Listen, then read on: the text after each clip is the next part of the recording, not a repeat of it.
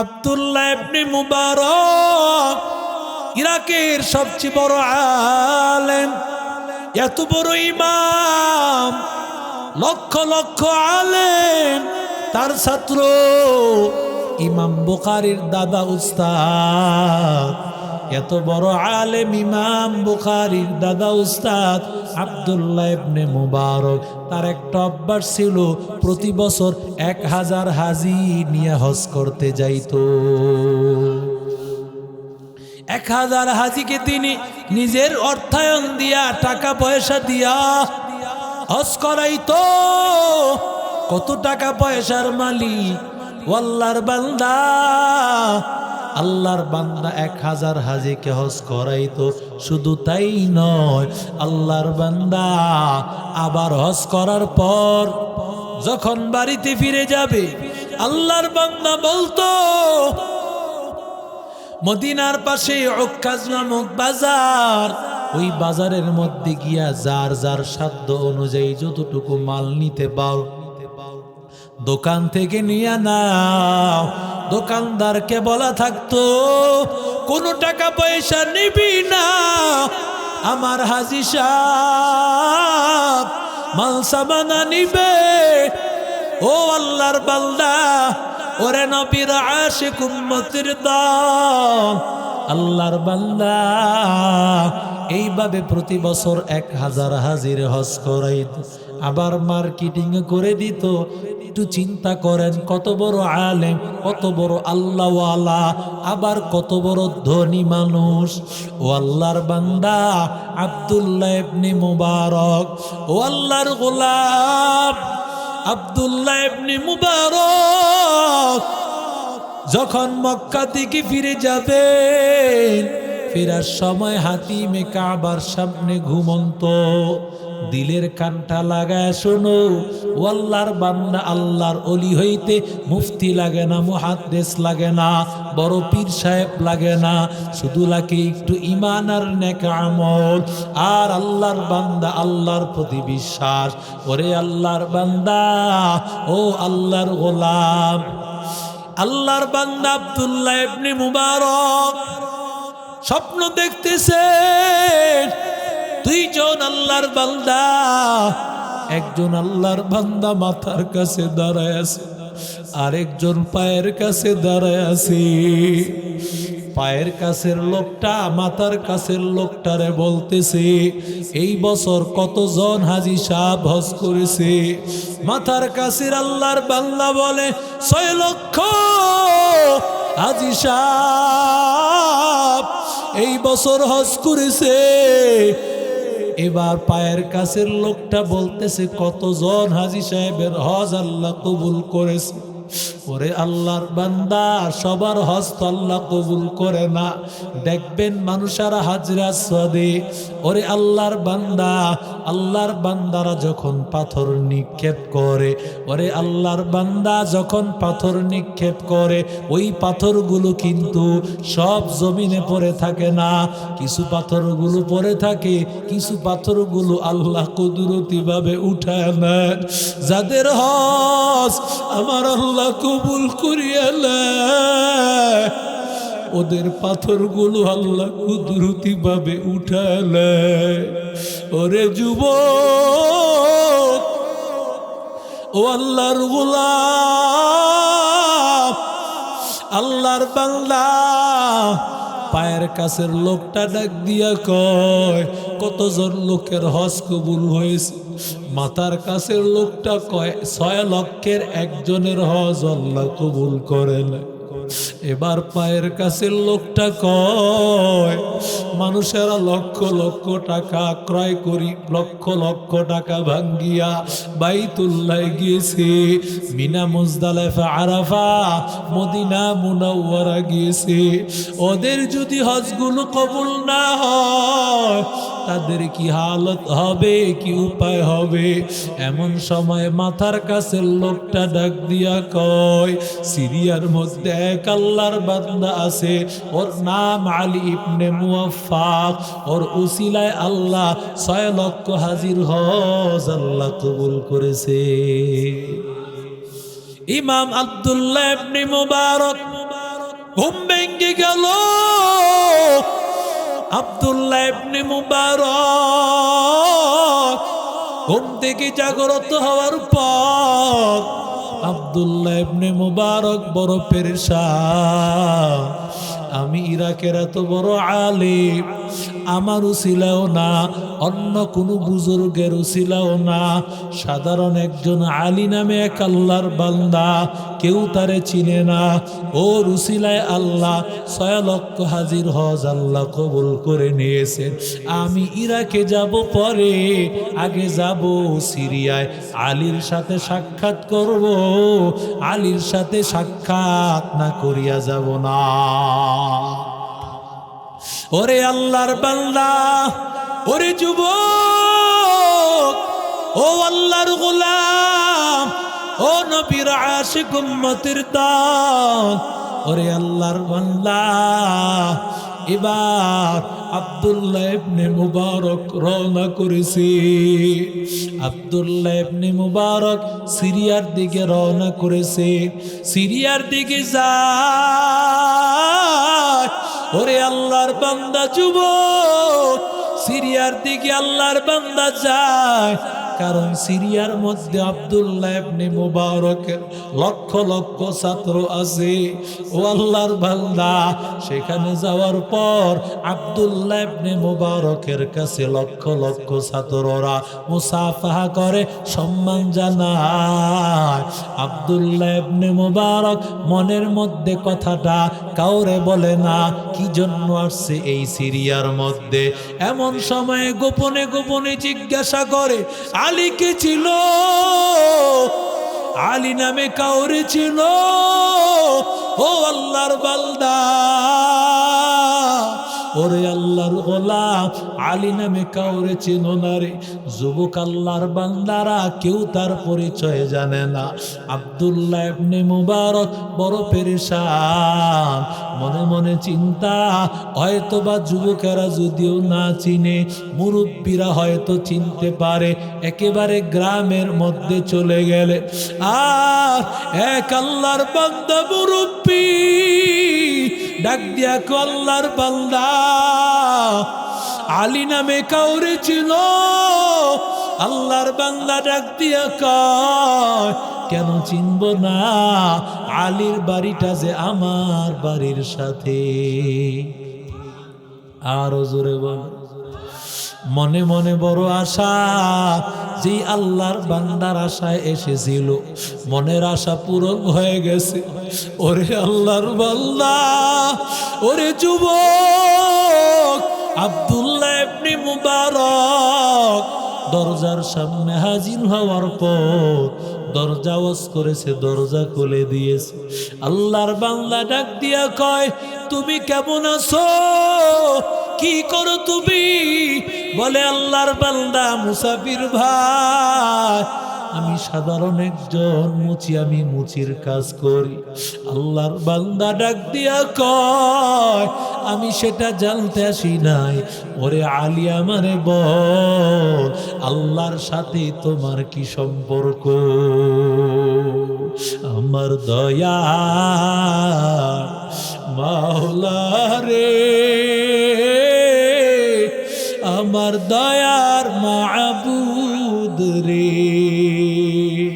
কোথায় গেলে পাইব তোমার ঠিকানা? তোমারে বুঝি আমরা পাইলাম না, তোমারে পাইবার আশে ঘুরি আমি দেশ বিদেশে। মাহফিলের ময়দানে করলাম বিছানা, ইজতেমার ময়দানে করলাম বিছানা, চরমনার ময়দানে করলাম বিছানা। আমার দয়া মাওলা রে, আমার দয়ার মাবুদ রে, কোথায় গেলে পাইব তোমার ঠিকানা। ওরে যুবক, আল্লাহর বান্দা ডাক দিয়া কয়, কে তুমি, কি তোমার পরিচয়? বলে আমি আব্দুল্লাহ ইবনে মুবারক। আলী ডাক দিয়া কয়, কোন আব্দুল্লাহ ইবনে মুবারক? ইরাকের সবচেয়ে বড় আলেম সে আব্দুল্লাহ ইবনে মুবারক নাকি? বলে হা হা। এই কথা শোনা মাত্র আলী তো বড় অবাক, আনন্দিত হয়ে গেল। আলী বহু ধরনের আয়োজন, অনেক মেহমানদারির জন্য প্রস্তুতি গ্রহণ করলো।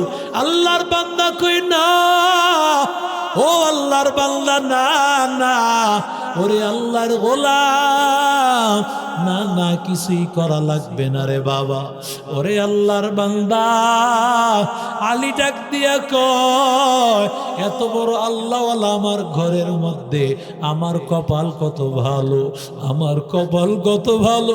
আব্দুল্লাহ ইবনে মুবারক ডাক দিয়া কয়, এর যুবক, আমাকে একটু বলো, আল্লাহর সাথে তোমার কেমন সম্পর্ক, আমার একটু বল। এবার আল্লাহর বান্দা ডাক দিয়া কয়, হুজুর আমার একটা ঘটনা আছে, আমি আপনারে বলবো আজকে। ওরে আল্লাহর বান্দা, গভীর মনোযোগ, ডানে বামে তাকাইবি না। ও আল্লাহর বান্দা, এবার আল্লাহর বান্দা ডাক দিয়া বলতেছে, হুজুর আমি একজন সাধারণ গরিব, আমার তেমন কোনো টাকা পয়সা নাই, আমি মুচির কাজ করি। প্রতি বছর মানুষ বাইতুল্লাহ যায়, মদিনায় যায়, নবীর রওজায় যায়, আল্লাহর বান্দারা রওজায় যায়। আমার মন টাকা দে, যদি মদিনায় যাইতে পারতাম। মদিনা যাইতে পারলাম না, মদিনা দেখতে পারলাম না, মদিনা যাইতে পারলাম না, মদিনা দেখতে পারলাম না। আমি অসহায় তাই এত দূরে রই, আমি অসহায় তাই এত দূরে রই, শুধু সালাম জানাই, মদিনা যাইতে পারলাম না, মদিনা দেখতে পারলাম না, মদিনা যাইতে পারলাম না, মদিনা দেখতে পারলাম না। মদিনা নাম কত মধু, মদিনা আর যে কত দূর, মদিনা নাম কত মধুর, মদিনা আর যে কত দূর।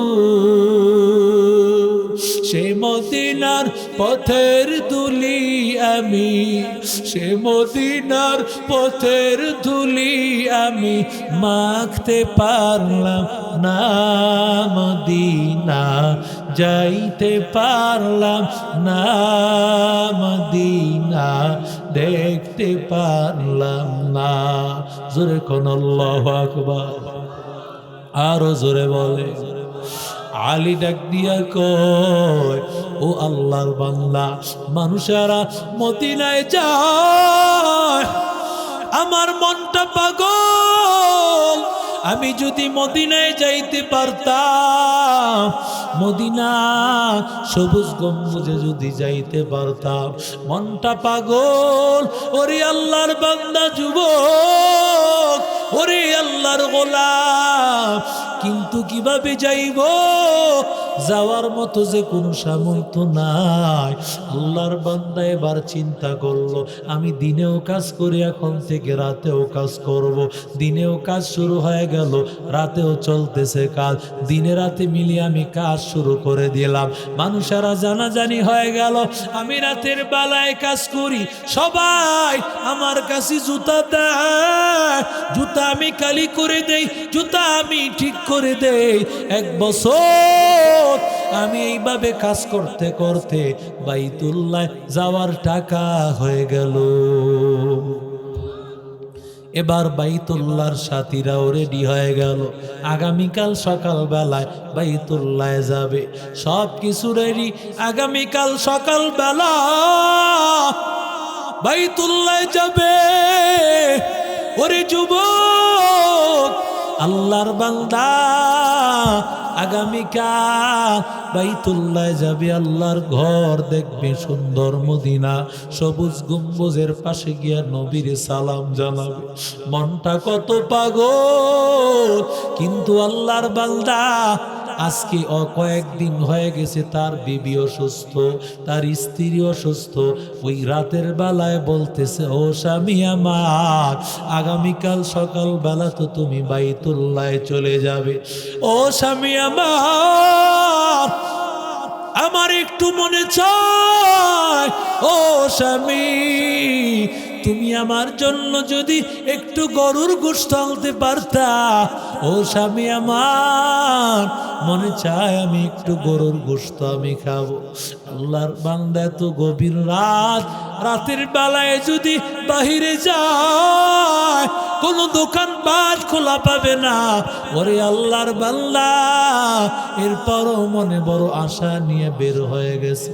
আল্লাহর বান্দা বের হয়ে যাওয়ার পর আল্লাহর বান্দা যখন বাহিরে বের হয়েছে, দোকানপাট তো খোলা নাই, কিন্তু স্ত্রী বলছে মনে তো বড় আশা, শেষ আশাটুকু কি আমি আমার স্ত্রীর পূরণ করতে পারবো না। যখন বাহিরে বের হয়েছেন, দেখে তার পাশের বাড়ি থেকে গোশতের ঘ্রাণ আসতেছে। এমন সময়ে দরজায় আওয়াজ করলো, কে আছো? দরজা খুলো। আল্লাহর বান্দা দরজা খুলে দিল, বলে আলী, কেন এত রাত এসেছো? আলী ডাক দিয়া কয়, আগামীকাল বাইতুল্লাহ যাব, এই জন্য একটু দোয়া নেওয়ার জন্য আসছি। একটু দোয়া কর আর মাফ করিয়া দিও, আগামীকাল বাইতুল্লাহ যাব। ওরে আল্লাহর বান্দা আর ডাক দিয়া কয়, আমার বিবি আজকে কয়েকদিন ধরে অসুস্থ, আমি যেহেতু আগামীকাল বাইতুল্লাহ যাব, হঠাৎ বিবি রাতের বেলায় বলেছে একটু গরুর গোশত রান্না করা খাবে। আমি বিবিরে কিভাবে গরুর গোশত আনিয়ে দিব? তোমার ঘরে তো রান্না করা কিছু গোশত আছে, একটু বাটি দিয়া দাও, সকালবেলায় আমি আবার তোমার ঋণ শোধ করে দেব। ওরে আল্লাহর বান্দা, ওরে যুবক, আল্লাহর বান্দা এই কথা বলার পর আলীরে ডাক দিয়া কয়, রে আলী, না না, এই গোশত আমার জন্য হালাল, তোমার জন্য হারাম। বলে এটা আবার কেমন ব্যাপার? ওরে আল্লাহর বান্দা, তুমিও মুসলমান, আমিও মুসলমান, তোমার জন্য যেটা হালাল আমার জন্য সেটা হালাল, তোমার জন্য যেটা হারাম আমার জন্য সেটা হারাম। তাহলে এটা আবার কেমন ব্যাপার? ওরে যুবক, ও আল্লাহর বান্দা, ওরে আল্লাহর গোলাম, ওরে নবীর আশিক উম্মতের দল, এবার আল্লাহর বান্দা ডাক দিয়ে বলতেছে, আমারে আসল কথাটা বল। কয়, না না আলী, এই কথা বলতে পারবো না, কারণ এটা আল্লাহ এবং আমার সাথে গোপন এক বেদ, গোপন এক কথা, সেই কথা তোমারে বলা যাবে না। আলী ডাক দিয়া কয়, আল্লাহর কসম, যতক্ষণ তুমি না বলবা ততক্ষণ আমি এখান থেকে যাব না।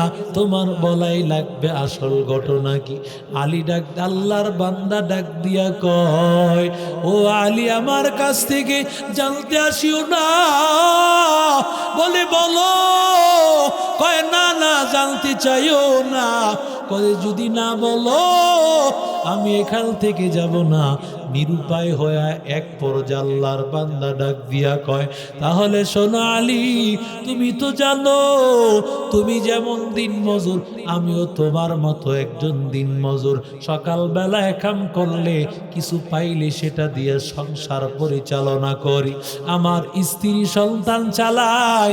ওরে আল্লাহর বান্দা, কিন্তু আল্লাহর কুদরত, আজকে কয়েকদিন হয়ে গেল বাহিরে যাওয়ার পর কোনো কাজকর্ম হয় না, কোনো কাজকর্ম হয় না। যখন আমি নিরুপায় হইয়া আমি যখন আমার ঘরের মধ্যে আসলাম, একদিন চলে গেল, দ্বিতীয় দিনও চলে গেল। এই পর্যায়ে তৃতীয় দিন আমার সন্তানগুলো ডাক দিয়া বলে, আজকে যদি খাবারের ব্যবস্থা না হয় হয়তো বা আমার লাশ তালাশ করে পাইবা। সন্তানগুলো ডাক দিয়া কয়, ও আব্বা জান, যদি খাবারের ব্যবস্থা না হয় তাহলে হয়তো বা আমাদের লাশগুলো ঘর থেকে বের হবে। একজন বাবা সন্তানের জন্য কত পাগল। ওরে যুবক, ও আল্লাহর বান্দা, আল্লাহর বান্দা বলে, আমি নিরুপায় হয়ে বের হয়ে গেলাম। বের হয়ে আজকেও কোনো কাজ পাই না। মনে হচ্ছে আজকে বুঝি আমার ঘর থেকে সন্তানের লাশ আমি দেখব। এক পর্যায়ে আমি তাকায় দেখলাম একটা মরা গাধা, ওই গাধা জমিনে পড়ে আছে। এই পর্যায়ে আমি বললাম, আমি ওখান থেকে কিছু গোশত এনে আমি সেটা রান্না বসায় দিলাম। ও আলী, আমারে বল, গাদার মরা গাদার গোশত খাওয়া কি জায়েজ আছে নাকি? কিন্তু আমি বড় বাধ্য, আমার কোনো খাবার নাই, সন্তানগুলো মারা যাইবে, এই জন্য আমি সেই গোশত রান্না করেছি। আলী কয়, না না, খবরদার, তুমি এই খাবারগুলো খাওয়াবে না, একটু দাঁড়াও, আমি আসতেছি। আলী এবার ঘরে চলে গেল। আলীও তো তেমন বড় লোক না, আলীও সাধারণ এক আল্লাহর বান্দা, আলী আল্লাহর গোলাম। এবার চলে গেল ঘরের মধ্যে। যাওয়ার পর আলীর ঘরের মধ্যেও তো সাধারণ খাবার, ওই ভর্তা বাজি যা ছিল সেগুলো তার ঘরে নিয়ে আসলো। ঘরে নিয়ে আসার পর ডাক দিয়া কয়, বাবা, ওরে ভাই, এই খাবারগুলো খাও, তোমার সন্তানদের মুখে তুলে দাও। সন্তানদের মুখে তুলে দেয় আর আল্লাহর বান্দা চোখের পানি ফালায়, আলী চোখের পানি ফালায় কান্না করে, আর বুকটা আনন্দে ভরে যায়। আর সাথে সাথে আল্লাহর বান্দারে ডাক দিয়া কয়, রে বাবা, এই যে টাকার পোটলাটা নাও। ওরে যুবক, এই টাকার পুটলাটা নাও। ও আল্লাহর বান্দা বলে, কেন? কয়, আমি নিয়ত করেছি বাইতুল্লাহ যাওয়ার যেই টাকাগুলো আছে সবগুলো তোমার এতিম সন্তান, গরিব মিসকিন সন্তানদের জন্য দিয়া দিলাম। আল্লাহর বান্দা ডাক দিয়া কয়, আলী, না না, তুমি আমার সন্তানদের জন্য তোমার হজের টাকা দেওয়া লাগবে না। কয়, নাও। ওরে আল্লাহর বান্দা, নাও। আমি আল্লাহর উপর কসম করে বলেছি আমার ভাইকে এটা দিব। আনা ওয়া কাফিলুল ইয়াতীমি কাহাতাই, পয়গম্বর বলেন, আমি এবং এতিমের জিম্মাদার, মিসকিনদের জিম্মাদার। শাহাদাত মধ্যম আঙ্গুল, যেই দুই আঙ্গুলের মধ্যে কোনো ব্যবধান নাই, আমি নবী এবং তাদের সাথে একসাথেই থাকবো। ওরে আল্লাহর বান্দা বারবার বলার পর ওরে যুবক এবার টাকাগুলো নিয়ে নিল। কিন্তু ওদিক দিয়া আলী তো নিয়ত করেছে বাইতুল্লাহ যাবে, সকাল হলে অন্য হাজী সাহেবরা তো তারে তালাশ করবে। এই জন্য আলী পলায় চলে গেল যাতে করে সকালে কেউ তারে খুঁজে না পায়। ওরে আল্লাহর বান্দা, সবাই হজ করিয়া এবার যখন বাড়ির দিকে ফিরতেছে, নবী আমার বলেন, মান হাজ্জালিল্লাহ ফালাম ইয়ারফুস ওয়ালাম ইয়াফসুক রাজা কায়াউমিন ওয়ালাদাতহু উম্মু। যেই বান্দা আল্লাহর মহব্বতে হজ করবে, গুনাহ করবে না, আল্লাহ তাদেরকে নবজাতক বাচ্চার মতো ফিরায় দেয়। নবী আমার ডাক দিয়া বলেন, বাইতুল্লাহর হাজী সাহেব, ওর কাছ থেকে দোয়া নিও, কারণ হাজী সাহেব বাইতুল্লাহ থেকে আসার পর ওই আল্লাহর বান্দা যেই দোয়া করবে সেটাই আল্লাহ কবুল করবেন।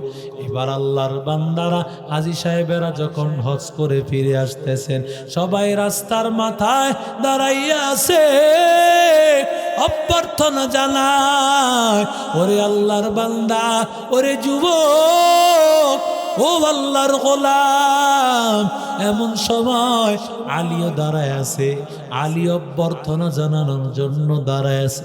এমন সময় এক হাজী সাহেব আসিয়া বলে, ও আলী, আমাদের সাথে তো হজে গেলা না, কার সাথে গেলা দেখলাম না, কিন্তু তওয়াফ করতে একদিন দেখলাম, একটা নজর তওয়াফ করতে দেখলাম, আর তো তোমারে তালাশ করে পাই না। ওরে আল্লাহর গোলাম, আরে আল্লাহর বান্দা ডাক দিয়া কয়, ওরে আলী, কার সাথে হজ করতে গিয়েছো? আমাদের সাথে তো যাও নাই, কিন্তু একবার হাতিমে কাবার সামনে তোমারে দেখলাম, আর তো দেখলাম না রে আলী। কার সাথে হজ করতে গিয়েছো? এক আল্লাহর বান্দা আসিয়া বলে, ও আলী, কার সাথে হজ করতে গিয়েছো? তালাশ করে তো পাইলাম না, একটা পর্যায়ে তোমারে আরাফার ময়দানে দেখেছি, আর তোমারে তালাশ করে পাইনি। কার সাথে হজ করেছো? আলী কথাগুলো শুনতেছে আর চোখের পানি ফলায় কান্না করতেছে। ওরে আল্লাহর বান্দা যুবক, ও আল্লাহর বান্দা, এক আল্লাহর বান্দা ডাক দিয়া কয়, ও আলী, এক নজর তোমারে মুজদালিফার ময়দানে দেখিস, আর তো দেখলাম না, কার সাথে হজ করেছো? ও আল্লাহর বান্দা, ওরে যুবক, এক আল্লাহর বান্দা সে বলে, ও আলী, তুমি যখন মদিনার রওজা মুবারক জিয়ারত করবা, রিয়াজুল জান্নাতে বসিয়া একটু ইবাদত করবা, নবীর রওজায় সালাম জানাইবা, ভিড়াভিড়ি হয়, হয়তো টাকা পয়সা হারায় যেতে পারে, আমার হাতে তোমার টাকার থলিটা দিলা, দেওয়ার পর ও আলী, আর তো তালাশ করে পাইলাম না, ও আলী, কোথায় তুমি গেলা? এই নাও তোমার টাকার থলে, তোমার হাতে না। আলী তো বড় অবাক হয়ে গেল। এবার আলী শুধু চোখের পানি ফালায় বুকটা বাসায়া হায় হায় করতে থাকলো, আল্লাহ, এটা কি শুনতেছি? আমি তো হজে যাই নাই। রাতের বেলায় টেনশন করতে করতে ঘুমায় গেল। রাতের বেলায় তাকাইয়া দেখতেছে পয়গম্বর, আমার মায়ার নবী, রহমতের নবী, আমার মায়ার নবী স্বপ্ন যুগে ডাক দিয়া কয়, ও আলী, আমার এক আল্লাহর বান্দা, আমার এক উম্মত, তার গরিব বান্দার জিম্মাদারি তুমি নিয়েছো, তাই আল্লাহ তাআলা তোমার আকৃতিতে একটা ফেরেশতাকে তাওয়াফ এবং মিনা মুজদালিফা আরাফা এবং আল্লাহর বান্দাকে মদিনার রওজা মুবারক জিয়ারত করাইয়া ওদের সব কাজ আল্লাহ করাইছে। ওরে যুবক, আর তোমার ইখলাসের আমলের কারণে, ইকরামুল মুসলিমিনের কারণে আল্লাহ তাআলা আল্লাহ তাআলা তোমার যেই সম্পদ, যেই টাকা দিয়েছো, ওই টাকা আবার আল্লাহ তোমার হাতে ফিরে দিয়েছে। ওরে আল্লাহর বান্দা যুবক, ও আল্লাহর গোলাম, ওরে যুবক ভাই, নিজের জীবনটাকে শুদ্ধ করে নাও। ওরে আল্লাহর বান্দা, দাওয়াত ও তাবলীগে আলেমদের নিসবতে, আল্লাহ ওয়ালাদের সোহবতে 3টা দিন সময় দাও।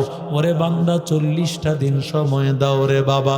দেখবা বাবা তোমার জিন্দিগি পরিবর্তন হয়ে গেছে। কত আল্লাহ ভোলা মানুষ, আল্লাহ ওদের জীবনকে আল্লাহ দামি বানায় দিয়েছে। ওরে যুবক, তোমার কবরে তুমি যাইবা, আমার কবরে আমি যাব। গুনাহ নিয়া যদি কবরে যাও, ওই কবরের আযাব সহ্য করতে পারবি না রে বাবা। ওরে আল্লাহর বান্দা, ওই কবরের মধ্যে 1টা 2টা নয়, 70 থেকে 99টা সাপ। ওরে যুবক, একটা কামড় দেওয়ার কারণে ওই কবরের একেবারে গভীরে বান্দা চলে যাবে। ওরে আল্লাহর বান্দা যুবক, আল্লাহর গোলাম, ওরে নবীর আশিক উম্মতের দল, ওরে আল্লাহর বান্দা, ওরে আল্লাহর গোলাম, ওরে যুবক, ও আল্লাহর বান্দা, দুনিয়াটা কিছুই না। চক্ষু বন্ধ করলে দেখবি সব অন্ধকার রে বাবা, সব অন্ধকার রে বাবা। আজকে থেকে ওয়াদা কর, যাদের দিলে খাঁটি তওবার নিয়ত রয়েছে, 2টো হাত আমার আল্লাহকে দেখা দাও। আয় আল্লাহ, আমাদেরকে কবুল করে নাও। আল্লাহ রে মহব্বতে একটা ডাক দাও আল্লাহ, আরো মহব্বতে ডাক দাও আল্লাহ, আরো মহব্বতে ডাক দাও আল্লাহ। আয় আল্লাহ, তওবা করতেছি আল্লাহ, আর গুনাহ করব না রে আল্লাহ। গুনার উপর আল্লাহ, আয় আল্লাহ শর্মিন্দা হইতেছি। আয় আল্লাহ, আর নাফরমানি করব না, আজ থেকে পাক্কা ওয়াদা। আল্লাহ তওবার উপর মজবুত থেকে কবরে যাওয়ার তৌফিক দান করো, আমিন।